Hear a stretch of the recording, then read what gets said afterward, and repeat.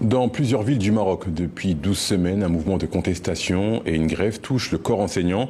En cause, un nouveau statut pour l'ensemble de ces enseignants de l'école publique qui bloque. Les négociations sont toujours en cours, avec quelques avancées salariales, mais le retour définitif en classe n'est pas acté. Reportage de notre correspondante au Maroc, Moninov. Ils ne se connaissent pas. L'un travaille à Marrakech, l'autre à Casablanca. Mais ce jeudi, des enseignants de l'école publique marocaine organisaient une deuxième marche dans la capitale, à Rabat. C'est la 12e semaine. 12 semaines de grève reconduites au fur et à mesure des négociations. D'abord, disent-ils, pour leurs conditions de travail. Nous n'avons pas de chauffage pendant cette période hivernale.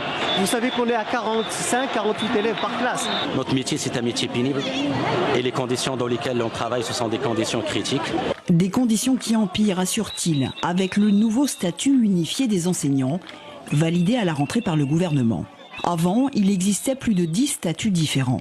Mais cette unification inquiète les enseignants grévistes, qui refusent par exemple d'être amenés à travailler sans horaire défini, à faire davantage de formation et de remplacement, avec potentiellement moins de congés. Ils y voient plus de précarité pour beaucoup d'entre eux.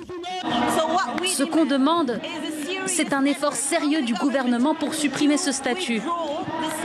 On ne veut pas qu'il soit amendé ou simplement gelé. Mais depuis le 5 octobre, quand Redouane sort de l'usine où il travaille, ce père s'inquiète pour la scolarité de ses deux filles de 5 et 9 ans qui peinent à la maison. Les enfants sont bons élèves, mais maman a beau faire la leçon. Apprendre à lire pour Yasmine devient difficile. Jour après jour, ils oublient qu'est-ce qu'ils ont déjà étudié, et c'est ça le problème. Aller à l'école, ces 2 dernières semaines, c'est un jour par semaine. C'est que lundi qu'ils ont étudié. C'est catastrophique. Les négociations ont déjà abouti à une augmentation des salaires, actuellement d'environ 480 € par mois. Mais sur la question du statut unifié, le ministère de l'Éducation nationale défend son projet. Ce statut nous a permis de répondre à un certain nombre de revendications qui datent de 2003, voire même avant.